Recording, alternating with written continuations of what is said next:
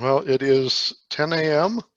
and I know people will continue to trickle in, so I'll post some of these guidelines to the chat periodically since you don't see things that went into the chat before you joined.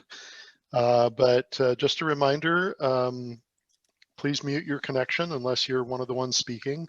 And I'll go ahead and, I'm not being rude, but I may mute connections as needed to just, shut out any extraneous noise on the call. Having a dog barking in the background or something can be pretty distracting for the speakers. If you have questions, please post them to the chat. We'll try to ask 1 or 2 questions between speakers if the timing permits, but we have a very full agenda and we want to make sure all our guest presenters have their opportunity. We'll do additional questions at the end as time permits, but please try to include in any questions that you put into the chat to whom they are directed, and if we run out of time, we'll try to send an email with those questions to the speaker in question and see if we can get a response that we can send you, and we could try to post it to our website later as well. Also, please keep your questions as succinct as possible to facilitate the discussion, and please keep all comments and questions appropriate to the forum. And with that, I will turn it over to Mai Sagbakken is the Executive Director of the New Mexico Out of School Time Network, and we are hosting this discussion today about community schools and the opportunities. And can I ask people to please mute if you're not one of the ones speaking? That's really good, actually. But oh, okay, found them, got them. All right, so turning it over to Mai, who will be introducing today's speakers. Thank you. Thank you, Jeff, and welcome everyone to this second session of a series of discussions on the importance of out-of-school time in New Mexico. New Mexico after 3 p.m. But as we know, during the COVID pandemic, out-of-school time is pretty much 8 a.m. to 6 p.m. and beyond. So this time is critical. And we have a fantastic panel today to talk about the topic of this morning, which is community schools and the role of after-school, out-of-school time in that model. And please pay attention to the language, because I think some of us struggle a bit understanding, especially decision makers, the difference between after school, summer learning, extended learning.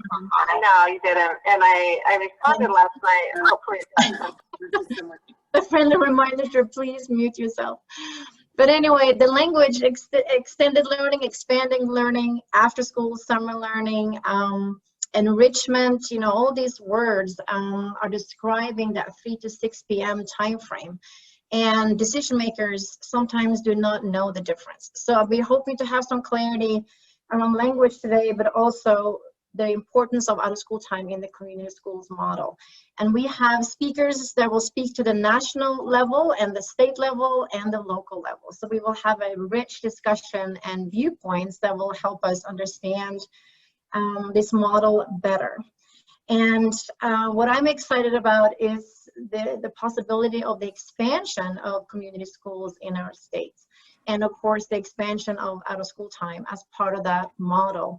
And we do know that from the national perspective, community schools is seen as critical to recovery from learning loss and social emotional learning and needs for children and youth.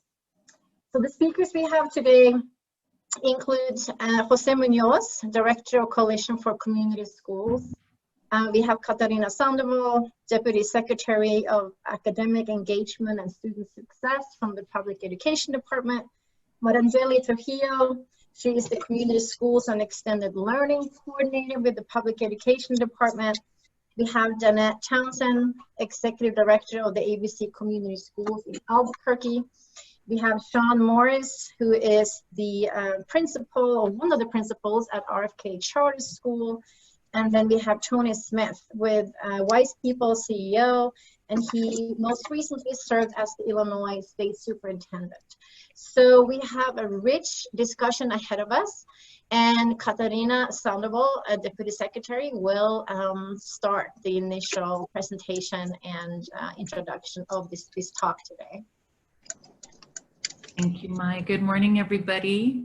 Thank you, Mara. My colleague, Mara Trujillo, has put together some slides to guide our presentation this morning. So I just wanted to thank you all for your commitment to working with young people in our schools and providing added school time opportunities within the community school model and how important that is. We know, I think now more than ever, what the pandemic is really showing us as a nation, and definitely in our state, is something we've always known, right? That schools really are at the heart of a community. They provide so many resources for not only our children, but their entire families. And how critical it is, everything from making sure our children have access to meals, to having a place, a safe place where they can bring their full messy selves, to build friendships, discover who they are, and learn about their communities. So our presentation today is like, what are the opportunities from the state level in terms of funding for community schools and different programming that will really support a community school strategy. So there are two that Mara and our team oversee. And of course, one of those is the community school program. We've had community schools, as you know, in our state of New Mexico for many, many years. This is the first time within the last couple of years that we actually have money at the state level set aside for both planning grants and implementation grants. And some of you may have been folks at your school sites who wrote those grants and submitted those. So we're very excited because we have last year we had a little over $3.3 million appropriated by the state legislature for these grants, and we have much more demand. But we're seeing parts of the state, especially in rural parts of the state, that are very interested in becoming community schools. And so we are very happy to support that strategy. And on the right-hand side of the slide, you can see that the grant program is built around the community school strategy so that there is an expectation that schools who receive grants provide expanded and enriched learning time and opportunities. It's one of the 4 pillars that the grant program is based on. That they provide additional academic support, enrichment activities, other programs, that they partner with community-based organizations, right? Again, that it's a strategy to organize the resources of not just the school, but again, all the resources within that community. It could be a Boys and Girls Club down the street.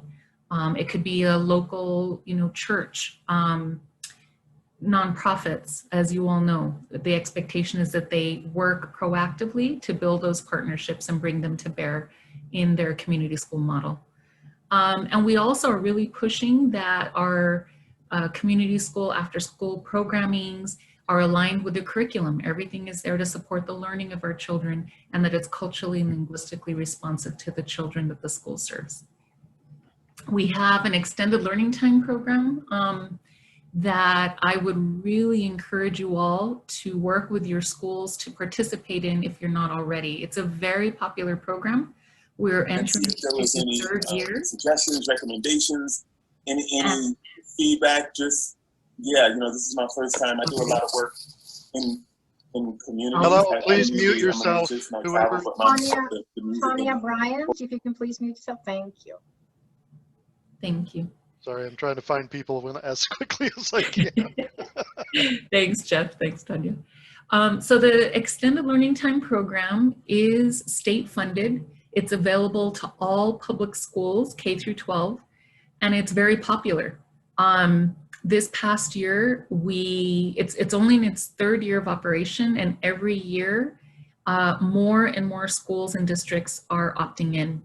It provides additional money to schools and districts to provide 3 things. The first is 10 additional days. We have the K5 Plus program that's available for elementary schools, and it provides funding for 25 additional days with a focus on reading and literacy, which is great, but it's limited, right? It's just for elementary, 25 days. For some communities, that's very difficult, especially for our rural part of the state that are very much on a calendar, an agrarian calendar, right? They still have lots of things going on in the summertime, that doing 25 days may not be an option that that particular community feels is viable for themselves. 10 days, a lot of superintendents are saying that they can get their teachers and their communities to opt in for 10 additional days. One of the requirements of the program, in addition to the 10 additional days, is after school opportunities. Statutorily, they have to offer after school and out of school programming, and they get money to do this. So the after school programming can be provided by teachers at the school or a community service provider. And the other requirement is these programs cannot supplant federally funded programs that are already existing at the school. The idea is to add on, give new options that are available. And then in this slide, you can see we track this through our STARS program. Schools have to report to us what kind of academic and enrichment activities they're providing in the extended learning time program, how often they're doing it, and remote learning is an option. So even this year, schools that are participating in the extended learning time program are offering a lot of their enrichment activities online, you know, and are being as flexible and as creative as they can to provide those opportunities.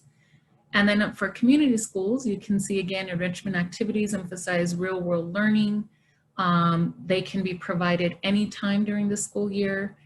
And we really encourage, I definitely encourage community schools to opt into the extended learning time program. It's additional funds that are going to support the work that you're already doing. Next slide, Meta. So community schools, as we know, focus on the whole child and the whole community. And it's collaborative leadership. And we really encourage schools to select interventions that relate back to the school's needs assessment, right? Go back to your asset map, build up and invest in those assets that are there in your community. And to really build a broad vision from the input of your community, you know, to conduct those listening sessions, collect data, and again, interventions are based unique to the needs and the resources of that particular school and community. Next slide, Mara. You all know these are the 4 pillars in action for community schools. This is all in our guidance for our planning and implementation grant applicants and recipients.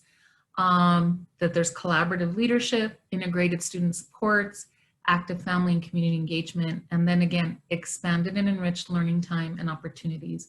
That's why, and we know that costs money, right? And that's why we really encourage community schools to opt into the extended learning time program, because it gives them that additional money to support their coordinator and to support the out of school time activities that are required in the program, but also support the community school model. Next slide.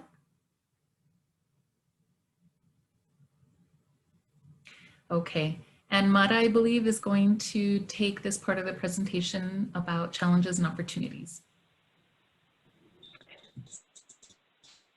Thank you, Deputy Secretary Sandoval. So good morning, everyone. We are grateful to be here with you today. Before we continue to the opportunities and challenges, I wanted to share that community school is really a strategy, and it's an equity strategy that meets the kids where they are. It removes those barriers that they are encountering while they're trying to learn, and it ensures students are at the center. So, Canyon Road Northeast, curve ahead, and then next slight left onto Quail Creek Court Northeast. Thank you. Slight left. Whoever's driving, please mute yourself. So as I was saying, even though we are going to be sharing barriers, one of them being related to poverty, which creates barriers, and it does not prevent learning or student success. So students affected by marginalization and poverty, again, must be at the center of the education system. So some challenges that we have encountered at the state level with community schools is what everybody's experiencing, which is the COVID-19 pandemic. Some of the challenges that we have encountered are academic and enrichment opportunities. Needs have changed. Also, the needs related to student support have changed. And those are basic needs, right? Food, shelter, safety, also psychological needs that we need to ensure that are met, relationships and self-esteem, and also self-actualization, achieving the full potential that every student has, again, maybe by doing creative activities. So some of the opportunities that we have with the community school strategy is, and the way that we have tackled, right, some of these challenges are that we go back to reassessing the needs and then developing an inventory of opportunities with the site-based leadership teams. Deputy Secretary Sandoval went over the 4 pillars, and one of those is collaborative leadership and practices. And we cannot reiterate how important collaborative leadership really is in addressing all of these barriers. So having inclusive, data-informed, and action-driven decision-making with all the partners at the table, it is essential. What schools have done is that they also go and map the current resources that they have in the community and try to diversify, right, those partners. Community school coordinators are essential in addressing and coordinating all of these services, and in developing also new partnerships that can provide the services in order to address the needs of the students. Another opportunity is that schools have used is leveraging and creating federal, state, and local resources. As some of you know, there has been the CARES Act, for example, a federal resource that we can use during the pandemic to provide services.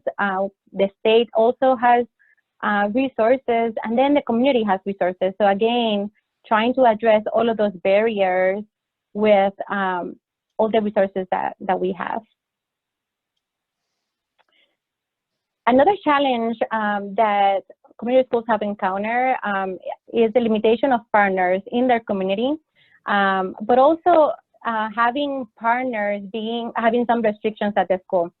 So the limitations of partners in the community relates to, we have some community schools that are in rural areas, so there are not that many partners, or I should say that maybe there may be one business that offers a particular service, but there are not multiple businesses that provide that particular service. So, so again, there are limitations of partners, and what community schools are doing is that they're expanding the community partners, ensuring that every voice is at the table because it matters. So again, developing a diverse and engaged site-based leadership team that can help identify other partners is essential. In order to address the restrictions of partners at the school, that's something that we have dealt with during COVID, because they can, when we were in hybrid mode, they may not be able to go to the school, or early on in the pandemic, partners couldn't actually go to the school, so the schools were closed. So again, understanding the root causes of those restrictions, and then allowing all stakeholders to influence the direction of the school and how it can serve the entire community. Another challenge that most of us have had is with internet access.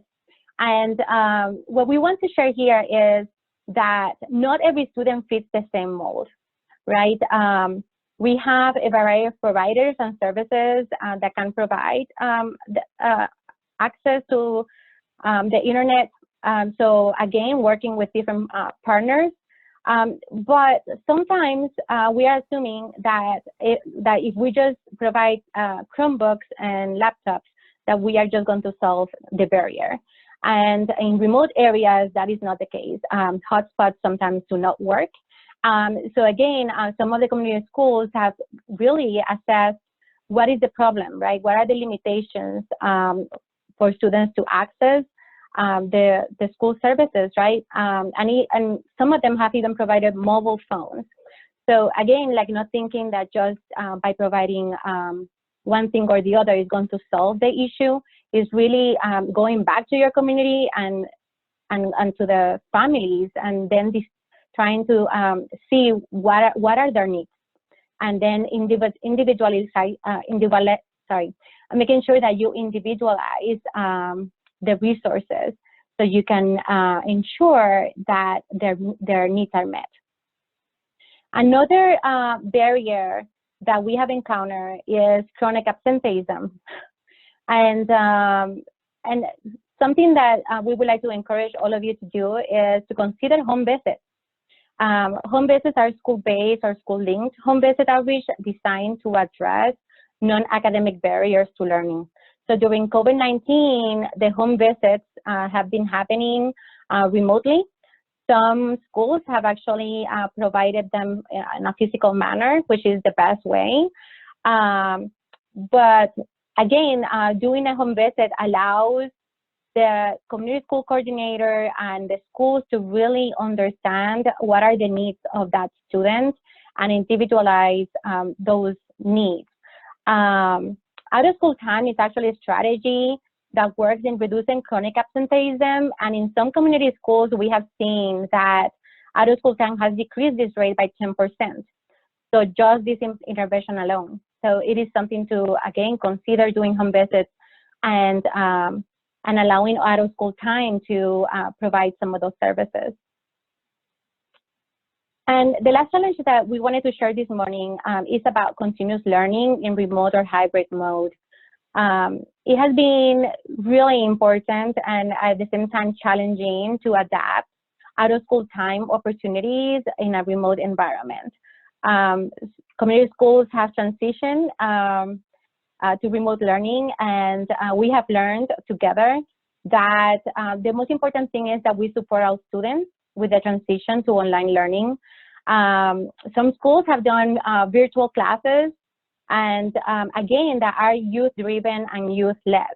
And that's how we decrease the chronic absenteeism, because if we ask students what are their interests, what are the gaps, then we can address those gaps with the out-of-school time.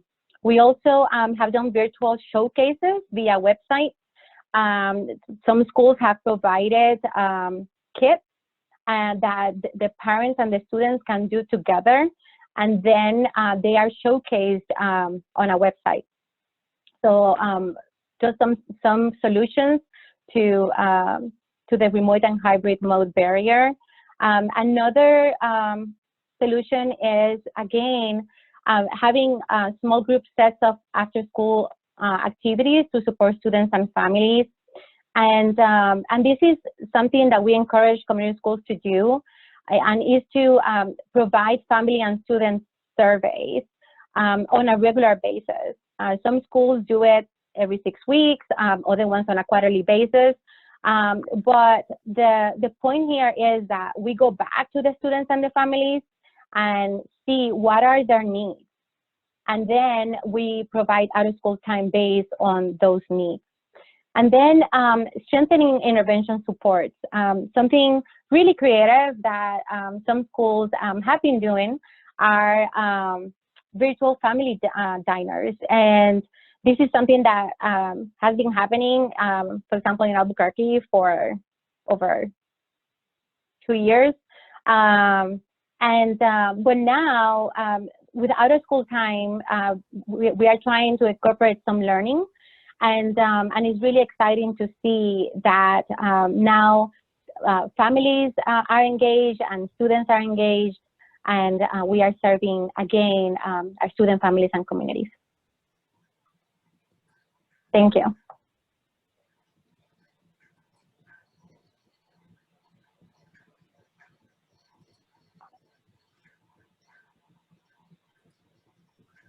Okay, thank you, Katarina and Marangellie. Sorry, my pronunciation is always so bad.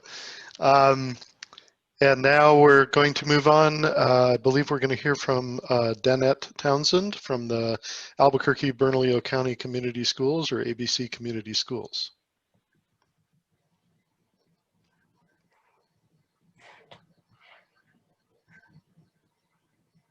All right, thank you very much. And of course, thank you, Mata and Deputy Secretary. I feel like we've been on one long Zoom call together this week. So happy to see so many folks here on this call looking at, out of school time, expanded learning time, and enrichment opportunities within the community school framework. So I wanted to start out just a little bit with just who ABC is. Sorry, I'm trying to set my screen correct here. Can you all see my screen? Okay. Yes. I've got your pictures all over the place, and I'm trying to make sure they don't bleed over into the screen share as well. The ABC Community School Partnership, just for those that may not be familiar, is actually a joint powers agreement that combines the resources and influence of Albuquerque, the city of Albuquerque, Bernalillo County, Albuquerque Public Schools, and a number of other high-level systems partnerships like the Teachers Federation, University of New Mexico, United Way of Central New Mexico, Hispano Chamber, Office of Workforce Development at the state level, that are really charged with working together to remove the barriers to develop community schools in the Albuquerque-Bernalillo County area. And the reason I explain that is so that everyone sort of understands that we don't actually run program. We broker a lot of money, we help develop, we provide technical assistance, and we work with organizations to really embed the various components underneath the community school umbrella or the strategy that Mata mentioned. So first, let's see if I can get my screen to change. If I could find my mouse, you guys would be set. Expanded learning, as has been mentioned, is a core pillar of the community school strategy. And that pillar is really focused on any type of learning outside of the classroom from the ABC perspective. We're looking at any time a student or family can learn something, practice something, experience something that they would not have otherwise been able to do outside of that classroom setting is really the core tenet of what we believe in around this pillar. Some of the markings in a community school that you will see, because out of school time, expanded learning, enriched learning, all of that is everywhere, right? We know it's not just in community schools, but in a community school, you're gonna see really strong collaboration, ideally between the school and the learning that happens within that school and all of the community partners or community members who may be providing supports around that enrichment for families. Families and students. There's intentional alignment to the needs and the wants of the participants. So Mata talked about student-led, student-driven, data-informed, action-based decision-making within a community school. That's where this happens, is you're really aligning it to what the needs and the wants of the students and families are, not necessarily what the folks who are deciding what's happening. Maybe we say, oh, kids aren't testing well, they're not doing well, they're not reading by 3rd grade, they need tutoring. That may not be what they need at all. Mata mentioned understanding the root causes of things. In a community school, that's a core belief, is that you figure out what the root cause is and you provide the enrichment around that, not necessarily what people might assume straight away is the direct connect. Youth voice. Having youth voice at the table, regardless of the grade level, is critically important to out of school time and really enhancing that learning and that experience. And really not designing program without the people that the program is going to impact or the people who are going to access that program. That the enrichment side of this work really is about real world learning and problem solving. And first and foremost, always in a community school strategy, is it's intentional and it's informed by the people who are going to access it, informed by the people who understand the trends that we're trying to change, the things we're trying to impact by having an out of school time component or an enrichment component to the community school strategy. And it's never accidental. And really how that happens is in our community school councils, or outside of Albuquerque, it's a site-based leadership team where that decision making takes place, where there are a broad group of stakeholders. We call them diversity sectors, to make sure that you really have very diverse voices at the table, including youth, to make these decisions. And the reason it is important is that we then learn not only what is needed, but we also know who can provide it. And we also know with the people who are providing, if you're a community organization, you have needs and things you have to meet as well. Those discussions happen in the site-based leadership team, which is why it is such an effective way to participate in the community school strategy. So when we talk about intentional strategy for community schools with extended learning, expanded learning and enrichment, there are three things that I think are really critical around this component, this pillar.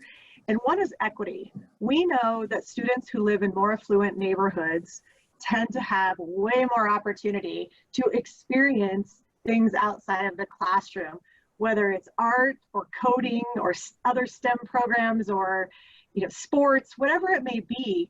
If there is a fee attached to it, kids who live in more affluent neighborhoods are likely to be able to afford that. Even if there isn't a fee attached to it, they are more likely to have the opportunities like transportation and family members who can navigate systems, have the time to navigate systems. That's more likely to happen for those young people.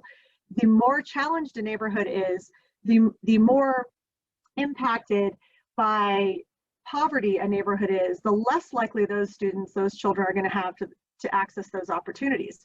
In a community school, we are looking at that with a very intentional lens. We are looking to close the opportunity gap, not widen it. So we're looking at that from an equity space. We're also looking at it from impact. We know that students who participate in rich opportunities to learn increase academic outcomes, but they also increase social emotional outcomes, the ability to navigate life, the ability to navigate relationships, to interact in a positive way with their fellow human beings. All of that happens in the out of school time space. It's less controlled. Kids have to learn how to navigate and regulate themselves in those spaces. So the more opportunities they have, the more likely they are to really thrive. And in a community school, we are talking about looking at these from a very intentional lens towards impact, right? We're looking at whatever the goals are in that community school. Everybody sitting at that site-based leadership team table is talking about it and designing and working all of their efforts in the same direction. And when out of school time is really highly engaged and it's going really, really well in a community school, often those out of school time partners are the ones that create the biggest opportunities for family connection. On my previous slide, I had joy, connection, and learning.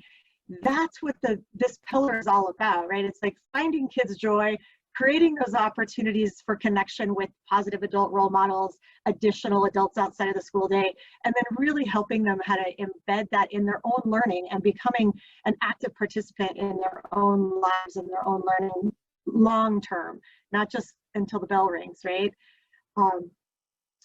The final one is really opportunity. Working with a community school, the opportunities that out of school time programs and partners and community members have with the community school is to really create and embed a deep, mutually beneficial relationship with that school community. Community schools are not looking to engage vendors. They don't want someone who's just going to come deliver something. They want an organization, a partner, a person who is going to come to the table to help them identify assets, identify needs, and connect the dots between the two for long-term community growth and change that is defined by that community. So partners have a really, really rich opportunity with community schools to really be a part of creating with community rather than just providing something to community. Some of the barriers that we've been looking at, I just put question slides in here, but ignore that, that we've really been seeing with COVID, but also just in general, right? Like the barriers haven't changed. They've just gotten bigger and brighter and everyone can see them, are all the things that Mata talked about. I think the biggest is the pivot to a virtual platform right now. Small organizations don't have the capacity for all that hoopla, right? So it has been a challenge. But I also want to say this too shall pass, and that we need to keep planning for the future and what we are going to do to support students as they come back into hybrid model, as they come back into full-time in-person learning, and that we continue those conversations. And in community schools, the site-based leadership teams based here in Albuquerque and are meeting virtually. They're having these conversations now. They're helping people identify funding. They're really engaging with their partners, those coordinators, which I have seen there's a number of them on this call. Those partners are really, really connecting with their coordinator to make plans for the future. Opportunities that I've seen, organizations have pivoted well. I can say that, you know, one of our high schools, the Boys and Girls Club, spun with no problem. They engage students in learning. They've been continuing to engage students through tutoring, through online games, through various platforms, to really just keep connected so that they know that there's someone in place that they know is there. They deliver pizzas, they win a prize, the pizza goes to the door. So I want to say that continuing conversations across the organizations and what they're doing in different communities is really something I would suggest to help people connect around what opportunities have been there. The barriers are the barriers. We have a lot of them, so we can't get stuck in those. We just need to figure out how we can pivot around them for now. But I would strongly encourage people to work with community schools. I think those of you who are community school partners already know it's a whole different ballgame when you're working with a community school than a traditional school. Not to say that traditional schools aren't fabulous, but I'm going to turn it over to the next presenter. I don't know if Jeff wants to do it, but I have some slides for him because this is one of our community schools in our network that has done an amazing job in working with their partners, and I'm excited for him to talk about what they're doing. Thank you, Danette, so much for all that rich information and such positive spin on the impact on out of school time through community schools and the voice of young people being central, as well as the community input. So we want to introduce Shawn Morris, principal with the Robert F. Kennedy Charter School in the South Valley of Albuquerque. And take it away, Shawn. We just had a conversation yesterday with the City of Albuquerque Kids Cabinet, talking about similar visions and strategies and collaboration locally. And RFK plays a central role paving the way for community schools in a middle and high school. Well, good morning, everyone. I appreciate this opportunity. First, I kind of want to give you a little bit of a background of what I'm going to talk to you in a second about. So we partnered with an organization this year called Cottonwood Gulch. So that's one of the organizations I'm going to talk about. But really, so a little background, RFK is located in the South Valley of Albuquerque. We have 2 campuses. RFK enrolls students from all over the city. Many of our students have been disenfranchised, maybe expelled, long-term suspended, or possibly just unsuccessful at a previous school for a variety of reasons. Our belief at RFK is that every student deserves a second chance, third chance, sometimes fourth chance. Whatever it is, we're willing to work with our students to figure out their needs and their families' needs so that we can get them to the next level. Students that are new to RFK usually enroll in our orientation program. Our orientation program is a program that is set up to onboard students into the RFK family, and it teaches them the way that RFK operates. The program also teaches the students about the various facets of RFK, but also has the students start to explore their own makeup and their own background. It is important that the students understand who they are so that they can possibly change maybe negative behaviors, the current narrative, behaviors that have maybe led them to be unsuccessful at previous stops. So that's kind of the makeup of our orientation program. And that's kind of the short version of the makeup of RFK. So this year, we partnered with an organization called Cottonwood Gulch. We started talking with them prior to COVID. So we envisioned in the beginning them coming in and offering expanded learning activities that would be more in tune with outdoor education, team building, those types of things.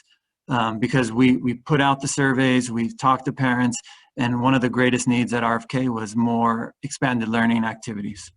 So we started the discussion with them in the spring before COVID. We had a vision, we had talked to our families, we pulled the data, but then COVID hit. So we had to kind of pivot, like Danette said. We didn't want to give up on the idea, the partner with them, but we kind of wanted to see how can they work with RFK in a way that might be different, but still support our students and families. So we talked with them, we had multiple meetings with them, we had our leadership talk with them, and we finally came up with a program that we called Mindfulness 101.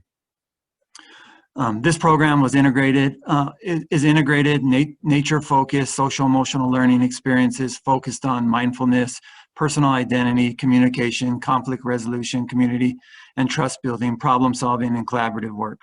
So this program, we actually started this program with the orientation program that we have, that I gave you a brief overview of. So we rolled it out to the orientation program, and it's been a success. They work with our students weekly. Our students have nothing but rave reviews about the program because it's really helping them with their social emotional needs right now. So like Danette said, we had to pivot from our initial idea, but we knew that this would, well, we didn't know, but the data that is supporting that this did work. This program engages students in outdoor activities and outside work for students to complete at some point in the week outside of school. So that they bring in different kits that the kids can pick up, they can work on at their house. I know one of the kits they had, they developed a small little rock garden at their, either at their apartment, their home. So it's been a great program. Goals and objectives are to develop social, emotional skills and competencies in students while engaging them in outdoor and nature-focused activities. You can skip to the next slide, whoever's controlling it.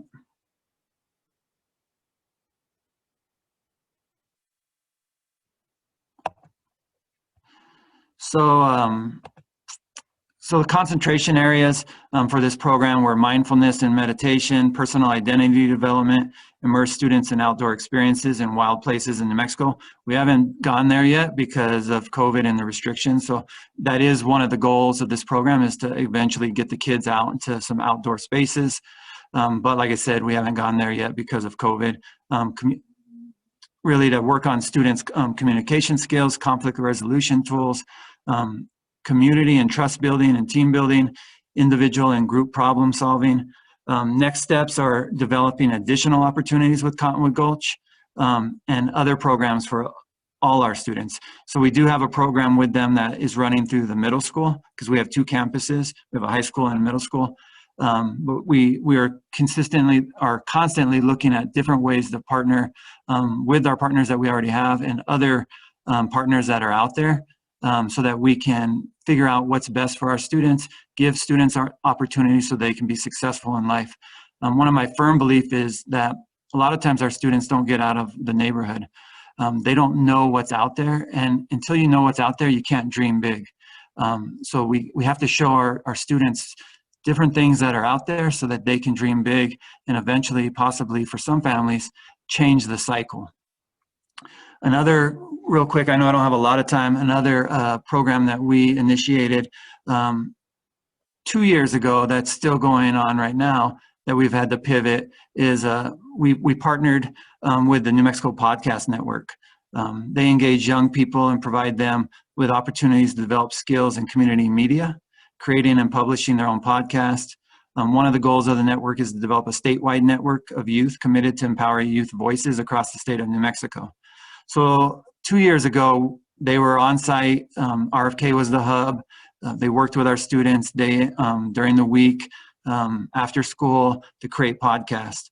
And that really, really brought up student voice and issues that are important to our students. This year, we've had to pivot because of COVID. So the program is still, the hub is still RFK, but it's open to students across the state. So students across the state can engage in this program. They can register in this program. They can work with different coaches that the program has to really, promote student voice and the issues that mean a lot to our students that are out there.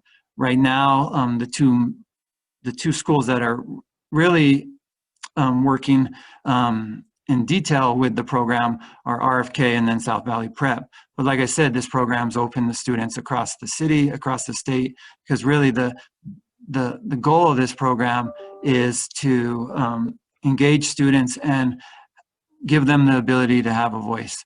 But when we pivoted, it's all online right now. So basically this program works all online. We do have a studio here at RFK, but really all this work has been taking place online. So I think that's about all that I have. I do believe truly that the community schools framework is the best framework for running a school. I believe that schools should be the center of community, and at one time they were, and we've kind of gone away from that. And basically one of the things that, we've gone away from that, and I believe this framework puts the school back at one of the centers of community. And that's truly a way to run a school and truly a way to better a community, no matter what community you're in. Thank you for your time. Thank you, Shawn, for giving that school perspective and school level implementation ideas, and for being a passionate principal for this model for young people. I think that's something that we need, especially for Midland High School. We do know that that is the layer, or from that 15 to 18 or 12 to 18 is where we need the most out of school time opportunities. They are missing in our state. So that is a role model, model to look at for making that happening. And the orientation program and introduction to the school, I think, is essential to create that partnership with adults and young people to move on to success together.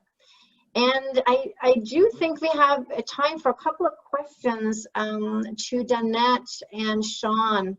I know there was one question in the chat box about if you are a provider in the community, how do you get connected to a community school? Do you just reach out, or who do you connect with? Is it the principal? Is it the coordinator? What would be the best strategy? And I think there was somebody in the southern part of New Mexico, but this may be a strategy that's working for any community. So Danette or Shawn, what advice would you give? Sure, I would reach out to the role of the community school coordinator. That's going to be the person in that community school who is charged with coordinating and building partnerships. That will be your quickest bet. Every single community school should have one. It may be vacant, but they do have that role, and that's your go-to. And I would just echo that. I think the community coordinator is the first person that you would reach out to. I know a lot of community schools sometimes reach out to organizations as well, because when they find there's a need based on the data and the surveys and different things that this community school is doing, then they reach out to organizations that might be able to help fill that need. But I agree with Danette, the first step would be reaching out to the community coordinator. And I know, like in this, we were in a meeting with the city the other day, and I think one of the, and this is, I know in Albuquerque, I don't know how it's going to look in other places, but one of the ideas there was to create some sort of menu where providers could have a web page, or multiple providers could be on a web page. So then schools could actually go look for partners as well. But that's just an idea that was thrown out there. Mm-hmm. Yeah, and in that particular meeting, every Zoom subgroup had that same idea for a menu and an overview of existing partnerships and programs. So I think that is something that's needed in rural areas that may be less of a menu, right? Because there's fewer opportunities. And as a network, we really try to focus on equitable access in New Mexico, regardless of zip code and income. So getting funding is high on priority list. And I'm going to ask that question to any of the speakers to respond before we go to the next two from the national level. What is the funding scenario for out of school time in the community schools model?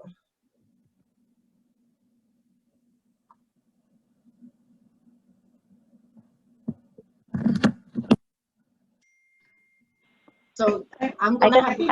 So go ahead, Mata. I was going to say, because Mata talked about that earlier, so I'm going to throw it to Mata first. I can speak at the state level. This year, we, well, let me just start with the Extended Learning Time Program has about $71 million for the school year 2021 to offer out-of-school time opportunities. The community schools grant offers about $3.9 million, 3.6, and in addition to additional funding from a federal source. So together it's about $6.5 million or so to provide community school implementation. And it includes the expanded and enriched learning time and opportunities pillar, which focuses on out-of-school time opportunities. This year, moving forward into school year 2021-22, many of you may know that there are different legislative proposals.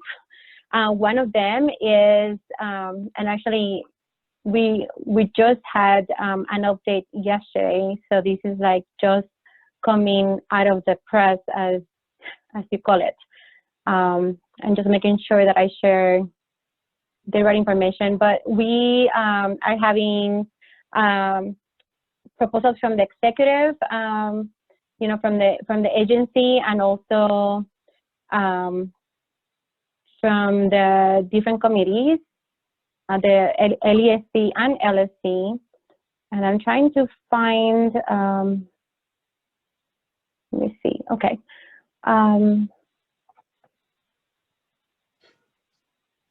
Sorry, if you give me a minute. But anyways, in general, we are expanding. I can give you specific numbers in a minute, but the intention is to expand the Extended Learning Time Program to include community schools.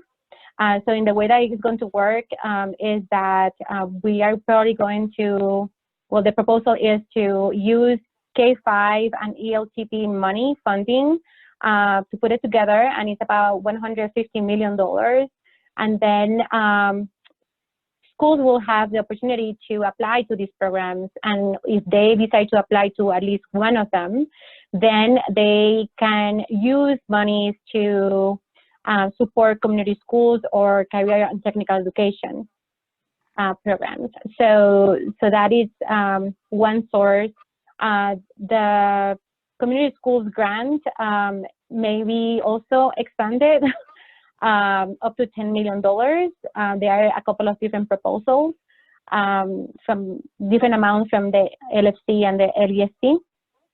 And then there is a reform fund that that is planning to also use some of those monies again for ELTP, K-5, community schools, and extended learning time program. But that is actually a one-time use, or yeah, we cannot use it in the following years. I do want to say that it's really important to be aware that the community school strategy is about organizing the resources we have in a different way. And it doesn't always mean it's a silver bullet to additional resources. What it does mean is if you're at the table when the discussion is being had about who can best provide what service when, and how as a group of collective thinkers, we figure out how to help fund that, you have additional support in creating those opportunities, in writing grants, in reallocating funds, realigning funds, because you're at the table in the discussion. Most community schools don't have a pot of money that they're handing out. They have a group of partners that they're helping to sustain, and that everyone is working together. So I just want to make sure that we're not sending the wrong message. I see Peggy has her hand up. Sorry, I don't know if Jeff could see her or not. But and I was going to echo that with Danette.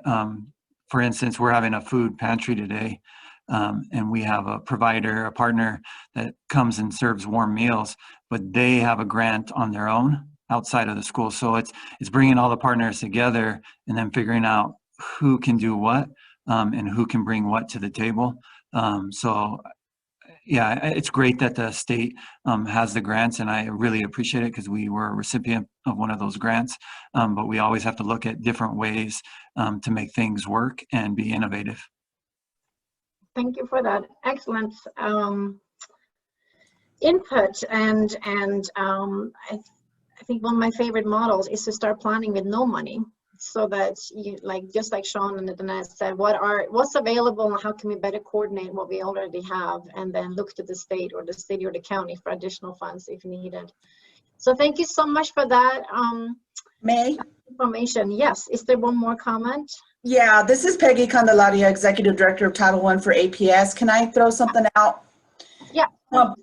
Please don't forget about Title I. That hasn't been brought up, and that's a huge source of income and what we do in Albuquerque. But it's part of the consolidated application. It's one of the modules in the consolidated application, so you can, seek funding that way and basically pull off money right off of your district allocation right from the get-go that way.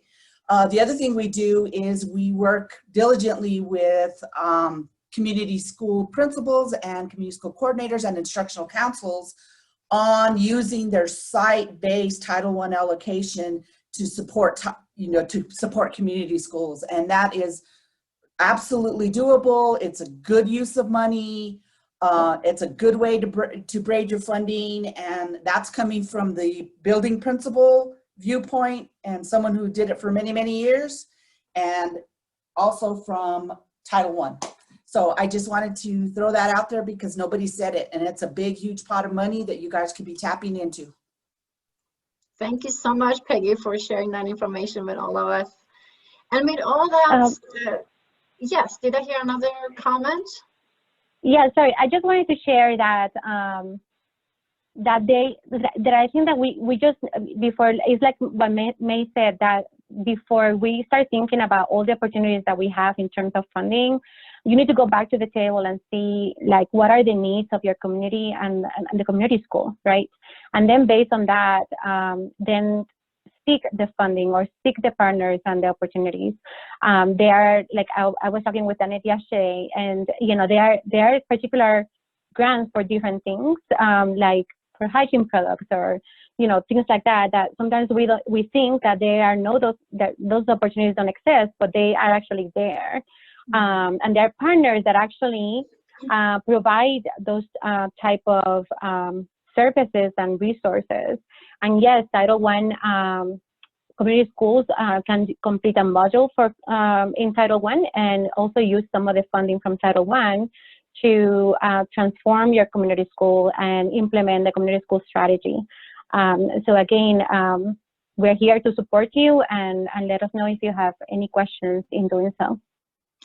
Yeah, and I want to add to that part of that strategy of planning, I think the majority of us have a sense of the data available for the community, but most parents and young people never get to see the data about their own community. So a really cool thing about community schools is that the local community gets educated as to what's actually happening in their own community. So this is a really good opportunity to share data that we have as executive directors at the state level or county level, but most community members don't get to see that data.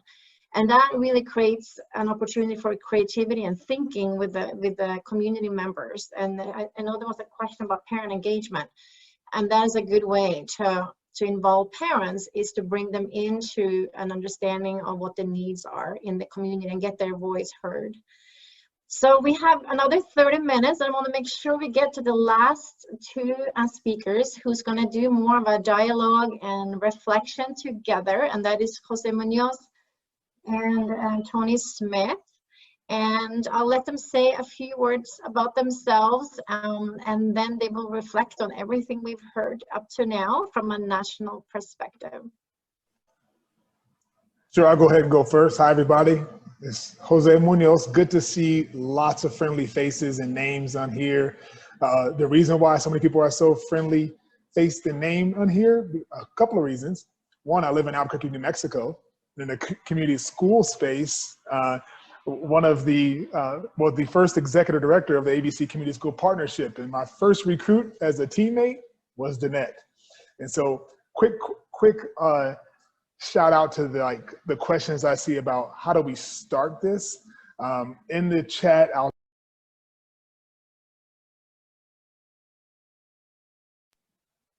got muted there. Was I on mute the whole time? Okay, good. So I won't repeat that over. In the chat, for those on how to start out, I'll send out our website with the Coalition for Community Schools. So now I'm the director for the Coalition for Community Schools. So that's just a national alliance between local, state, and national intermediary partners like unions. The After School Alliance is part of our steering committee, School-Based Health Alliance, part of our steering committee, and many others, superintendent associations, principal associations. And our big role is to be the big megaphone for community schools across the country.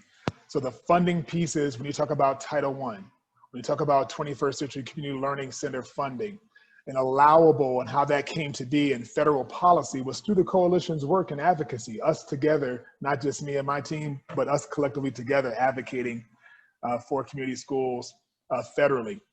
Also, there is a full service community schools bill, and I heard about how do we pay for this? Well, actually, the full service community schools right now has a request for proposal out right now. So you can actually apply for that if you like to test the waters and start applying for full service community schools. Federally, there's $30 million, a little small right now, but soon to be announced in the next month or two for the 117th Congress will be Community Schools 2.0 bill, which actually is going from 30 million to 500 million. So we're gonna need you all support on that as well too. So coming from Albuquerque, New Mexico, you heard from Danette on the ABC Community School Partnership, and my friends down there in Las Cruces got a chance to work well with you as well in your development of community schools. So currently the coalition, how we're shaped, we have a series of networks, a constellation, if you will, of networks of leaders, from youth leaders in our Next Generation Coalition, community school coordinators in our network, leaders like Danette and David from down in Las Cruces for the Community School Leadership Network. They're developing whole systems of community schools. But there's also state coalitions, and a number of our state coalitions actually spearheaded through the out of school time networks in their states. So that's a possibility for you all too. I wanna make sure that we get some questions as well too, but before I go further, I'd love to invite my fellow friend, Tony Smith, to introduce himself so we can have some dialogue. Hi, Tony. Hi, Jose. Thank you very much. Good to see everyone today, and just so appreciate the energy and thoughtfulness and the leadership in the state to even hold this space. Yeah, I think from my perspective, I worked in community-based organizations in the Bay Area, and then was fortunate enough to be a superintendent in Emeryville in Oakland, California, and deputy superintendent for instruction, innovation, and social justice in San Francisco. And in those roles, built out citywide efforts around community schools. In Emeryville, we built what's called the Emeryville Center of Community Life.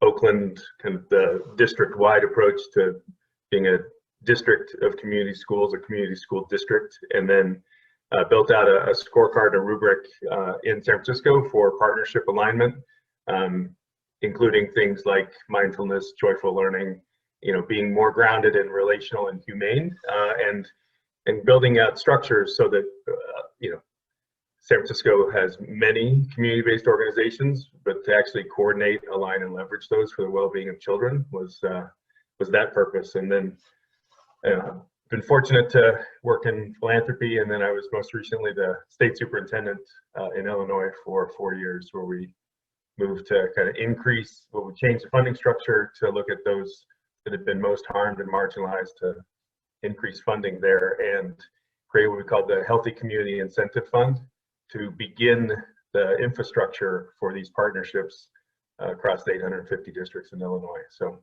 that's the background, but the things I wanted to touch on were some of the power dynamics and some of the kind of underlying things that are behind the barriers that got talked about. And Jose, I'd love to just be in dialogue with you about some of the ways we've seen that and dealt with it over time. But we can jump in. I don't know if there's something that you wanted to reflect on first.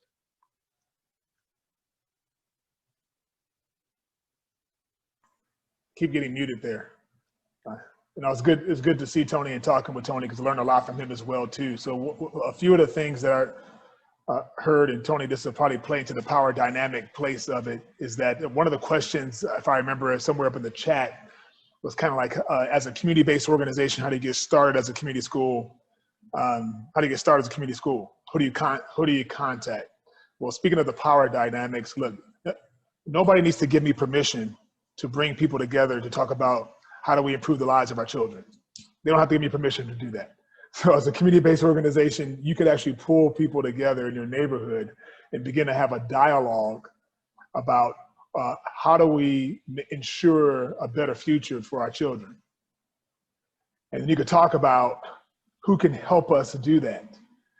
And I'm pretty sure you'll probably name the school, you'll probably name a church, you'll probably name other community-based organizations, you'll probably name a city councilor, county commissioner, a school board member. You probably name a lot of people who can help do that. So I just want to say, as far as a power dynamic, and I'll let Tony talk more about this, a power dynamic scope on that, anyone at any time without any money, I heard that was said, could begin community school work. You all have at your fingertips what school districts would love to have: deep relationships with parents and kids. Tony, I want to build on that. No, right on. And I think, so for example, in Oakland community organizations, OCO, essential for a lot of the design work and the coming together and the beginning to hold systems accountable. And so one of the power dynamics is this way in which the school system or the district begins to essentially say you have to jump through all of these hoops in order to kind of qualify or to be worthy of being, quote, at the table. But the elected officials, school board, like engaging in ways that, you know, talk about the needs of children and put children at the center of the discourse is really, I think that's the opportunity to shift and start organizing in community around what kids need. And then that's where community schools have been so powerful in my experience, is that they design from the needs of children, and that even when people come this question of how do I help? Well, if you show up saying, kids in the community need this, we happen to provide it, how can we work with you to make sure more kids get this? That's a great way into the conversation. As different than coming saying, we provide this program and we want to be in your school. There's a way in which that starts by a competition already. So some of the framing and the organizing, and I would also say that my experience is that that sometimes in districts and in the institution, that they're so far out of relationship. Jose, you talked about the power of relationship and knowing kids and families and communities and the stores, and like that people inside the district are so far out of relationship, they're hyper reliant on the rule. And that this move towards relationship and being grounded in what kids need is the shift that I think community schools are much more humane, develop a deeper sense of belonging and purpose, and really design around caring for kids and community to increase agency. And that's really what I think we need to be working on. You know, and you've got some folks as professionals who have kind of developed pretense that in the guise of professionalism, and then like the fear of being in a meeting where you don't know the answer, like that's the hierarchy. We need to really talk different about the power dynamic and sharing relationships and sharing power for the outcomes of kids. And that's a shift in the system. And that's, I think, the deeper transformation work that we're on the horizon of here. And with the Biden administration and the investment and the 2.0 money that's coming, I think this is where we're going to see a definite kind of shift in particular youth voice, you know, young people as collaborators, leaders, being at the table in the conversation is a big move. But I think this relationship piece is really key. Yeah, so if I could build on that, and Danette can attest to this. I'll use a local example a while ago where student mobility was the issue, the challenge. Emerson Elementary School. Anybody in Emerson is a coordinator here? Raise your hand. Wave. Come on camera. Maybe not. Okay.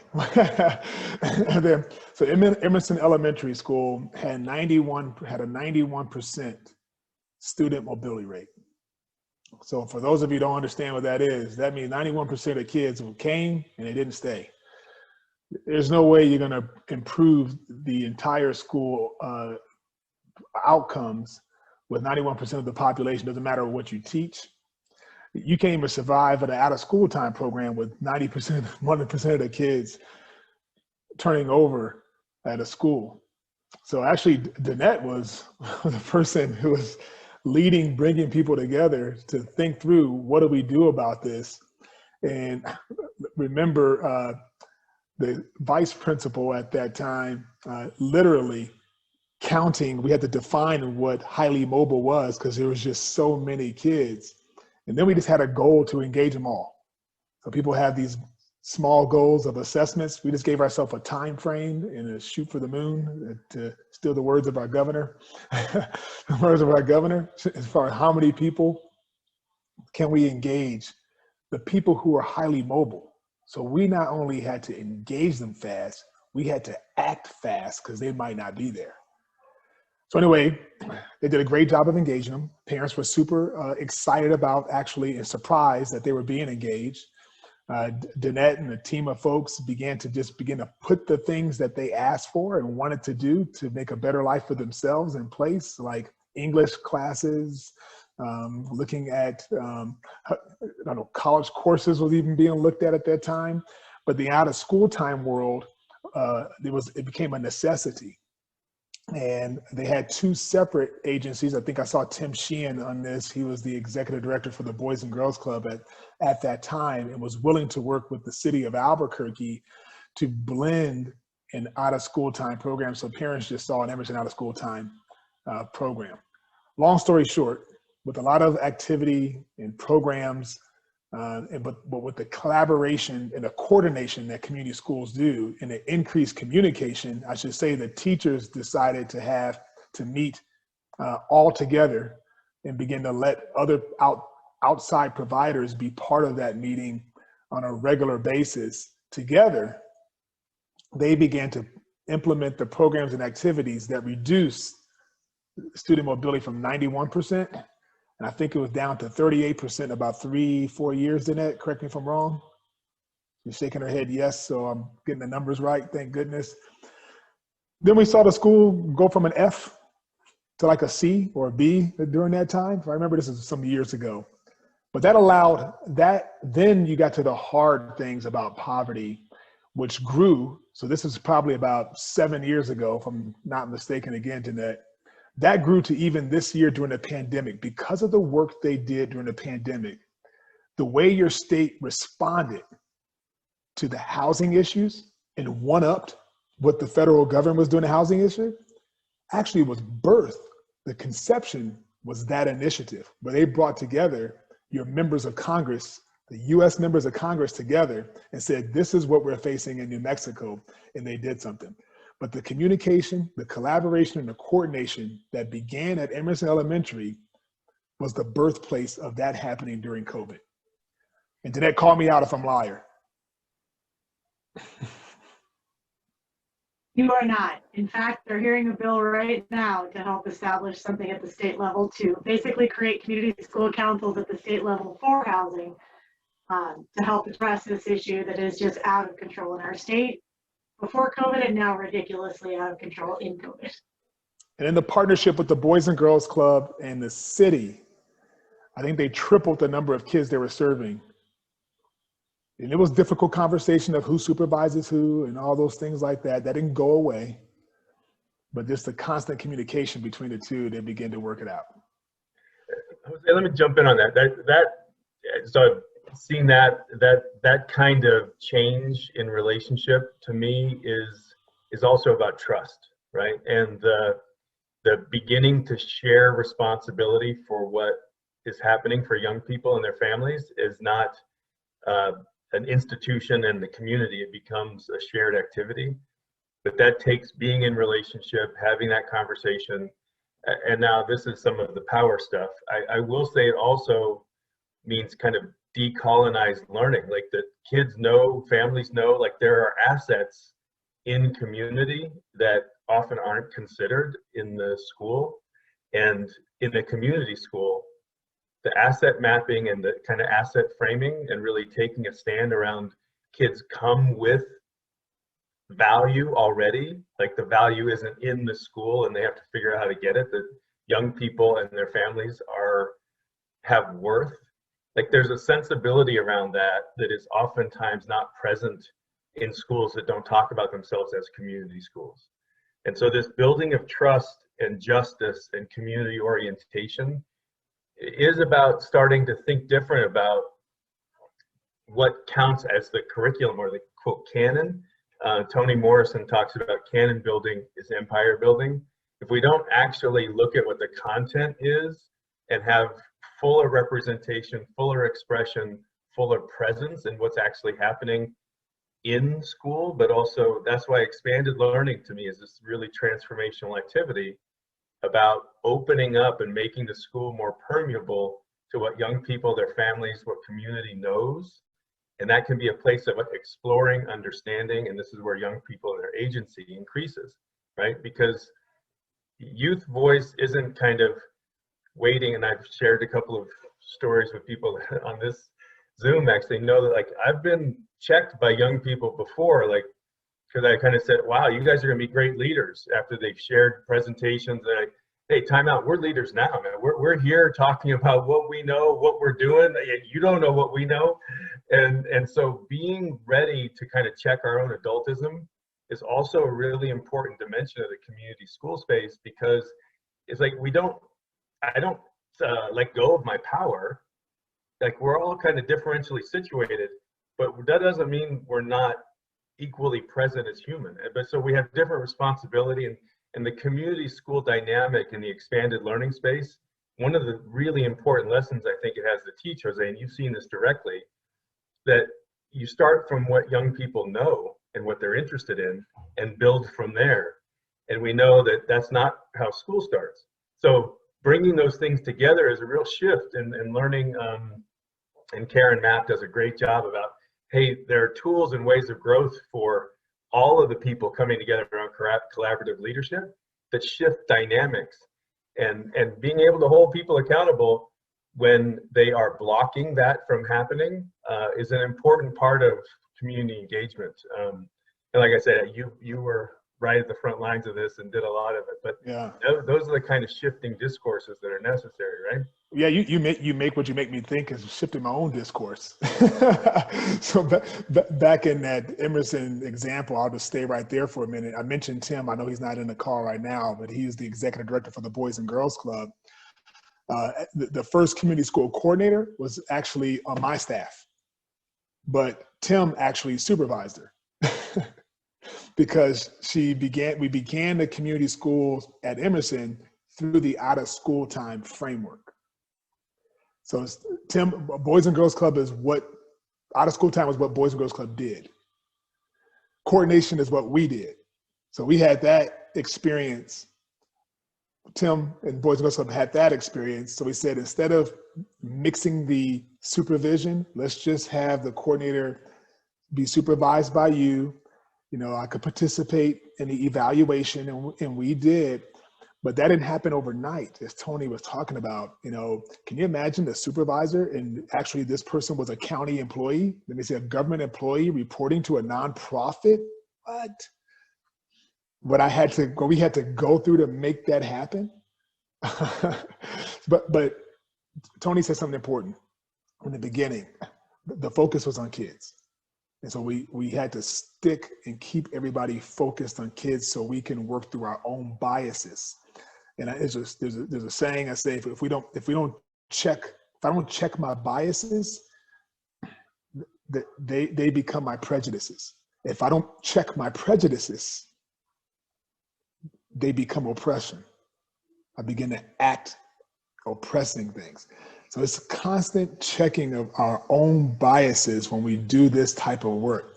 So I hope one thing you all heard about community schools when they were talking, besides the pretty glamour of programmatic stuff, it was more about, and the way Tony talks about it, it's more about how we do things, not so much the what we do. You all are the kings and queens of out of school time program.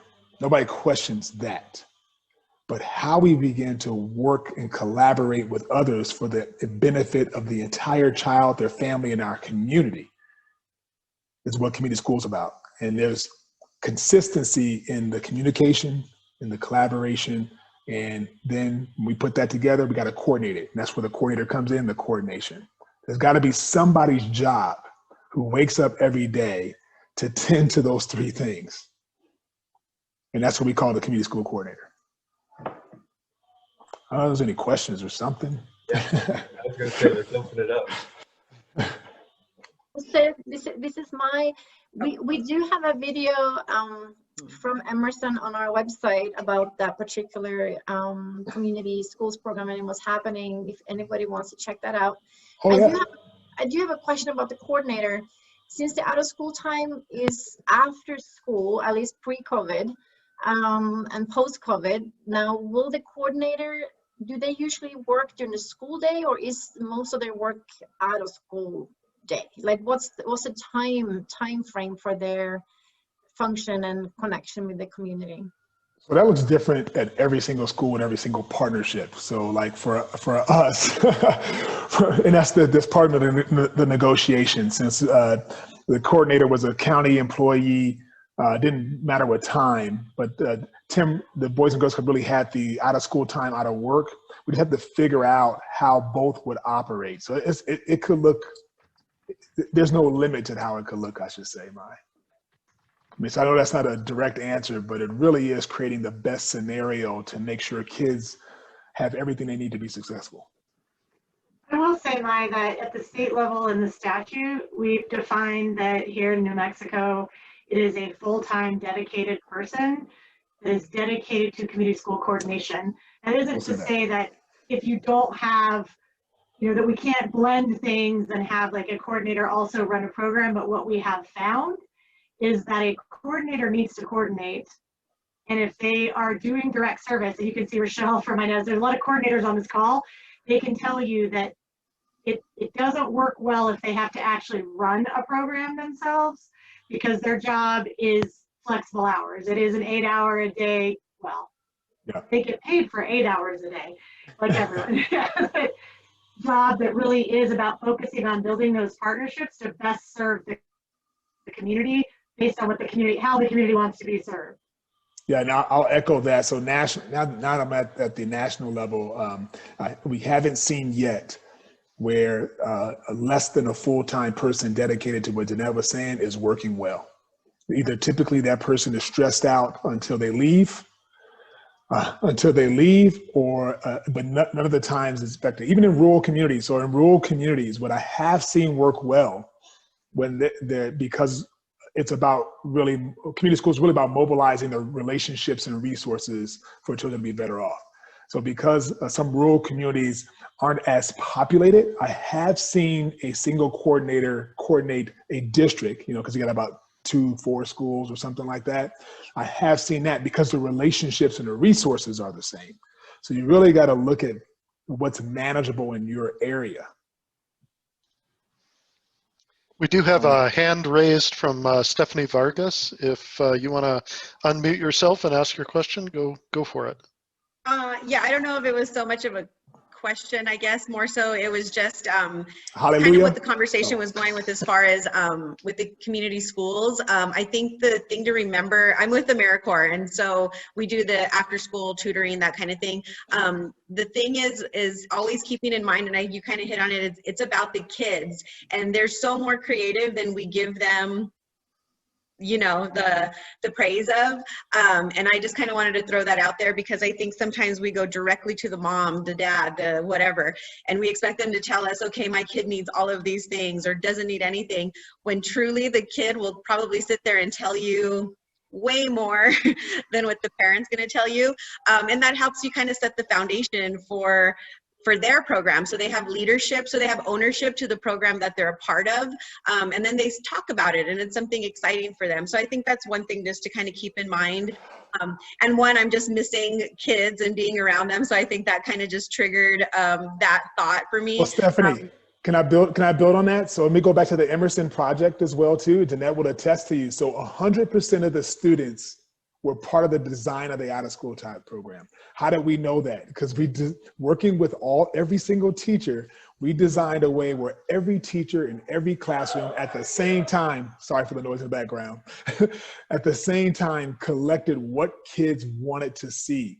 Yeah. So then some of that power dynamic shifts that Tony was talking about, that the Boys and Girls Club in the city had to do, was rethink what type of programming they were going to offer in the school. And that's how it increased, because kids are part of the design. It's the buy-in and it's the love that the kids get. Just real quickly, with my AmeriCorps group, when we were taken out of the after-school program, we kind of didn't know what to do. And it was one of these things. And as a supervisor, I'm like, you start to think, what do I do? How do we do this? And I went straight to one of the members, younger girl, 22, 23 years old. And I'm like, talking to her, and they have taken off and done a YouTube channel that they're on their own. They do the recording, upload it, editing, all the graphics, and that was them. That was their way of keeping in touch with the kids that we had in our program, still doing our educational, still doing our nutrition, physical fitness, and that was something that they have taken ownership of. All I do is make sure that I can pay for the stuff that they need and encourage them as much as I can. But yeah, I just think the youth and the energy that they bring right now is something that we really have to tap into. It's something that I'm learning more and more in my position now. So yeah, I just wanted to kind of throw that out there. Thank you guys. Okay, we also have a raised hand from Anita Lara. Do you want to go ahead, Anita? Yes, I was just going to speak to what Stephanie was also addressing about the COVID relation to OST and like the a response to teams and after school staff that we have been forced to do virtual learning. And one of my questions is for other coordinators and maybe staff members that are running OST programs, but like what has been more of a positive or successful turnout for your online activities? Are you doing them in class? Are they happening outside of class? Currently at Raíces, we're doing in-class activities because that's the way that we can assure to reach the most kids. However, there is limited time, and also, it's taking over some time that the teachers are needing to utilize as well. So that was just mine. So we only have a few minutes left. Thank you so much, Anita. I want to pass it to Tony to maybe have some concluding remarks as to what he's heard today. It's rare to have, someone who's been a superintendent in various districts to be amongst us, and he has so many lessons learned. So maybe a few encouraging words from Tony as to what you know about us and for the future. Thank you, Mai. I would also say, Anita, I don't know if there's a structure or if Mai could host a forum, and maybe if there's a way, Mara, some way to get those answers that you're asking for, like what people are, the practices that people are using, if there could be a forum for that, seems like a really important thing to do. The only reflection I have, which is the collection, the folks that have joined this, the nearly 100 people that came together, the practice sharing, the changes in policy, the AmeriCorps piece. There's the new Biden administration is making a commitment to AmeriCorps being directly connected to community schools and to think different about what the kind of future of community learning needs to look like, and maybe and hopefully moving to this learning anytime, anywhere, and competencies, and much more community-based and I would say respectful of community. But this is going to be the hard work. Changing systems and systemic transformation is difficult, grinding work. And, you know, just to be super explicit, and obviously we've seen, you know, the insurrection, the kind of the intensity of white supremacy, white dominant culture. Like, there is a way in which the push to change the system, which is a white dominant structure, is going to it's going to be hard. Like, that, just to say to everybody, like, the encouragement I offer is that we're in this work to become more just together, but it is really hard. And you know, positioned differentially, being allies across race, class, gender, like, bringing all of ourselves to this is really what I think the community school space does in a different and powerful way. And I just encourage you to also continue to connect with your state leadership. I mean, the way this session opened, and the deep, heartfelt commitment to this work, like, it's one thing to have that commitment, but to actually change those practices and build communities and schools where everybody belongs is really hard. And I think you know, beginning to see that integrated student supports means high quality teaching in school, out of school, everywhere a young person is. Like, expanded learning means all day. I mean, it's only 20% of the day kids are in, quote, school, but they're learning all the time. All of us are, right? And parent, family, community, and collaborative leadership, those 4 pillars, that's not like in school and out of school. Those are 4 pillars for us all the time, everywhere. And I just have tremendous respect and appreciation for this space to be held with this kind of intention, and just appreciate the opportunity to be with you in it. Thank you, Mike. Yeah, thank you so much, Tony and Jose, Marangellie, Deputy Secretary, and Shawn and Danette, for being with us today, for taking the time to share your expertise and experience with this community. And it sounds to me like the next session in next 2 weeks or the following week should focus on out of school time virtual learning. Seems like there's some challenges, but also some positive experiences that can be shared. So if you're interested in creating that session, let us know if you have either challenges or positive experiences to share, so you can be one of the speakers, or if you know of someone or a program that could be a good program to invite for that discussion. As we do foresee that the virtual learning will be going on for some time, even if we have a hybrid model starting on February 8th in New Mexico. So thank you everyone for joining us. It's been great to see your faces and to see Jose back in Albuquerque. I think we have a great year ahead of us, even though we are in the middle of a very challenging time. The session is ongoing, so don't forget to connect with your legislators and decision makers to share what you're doing and what the needs are in our communities. And we'll see you back in 2 weeks. We'll announce the next topic probably at the end of this week or beginning of next, so stay tuned. Bye.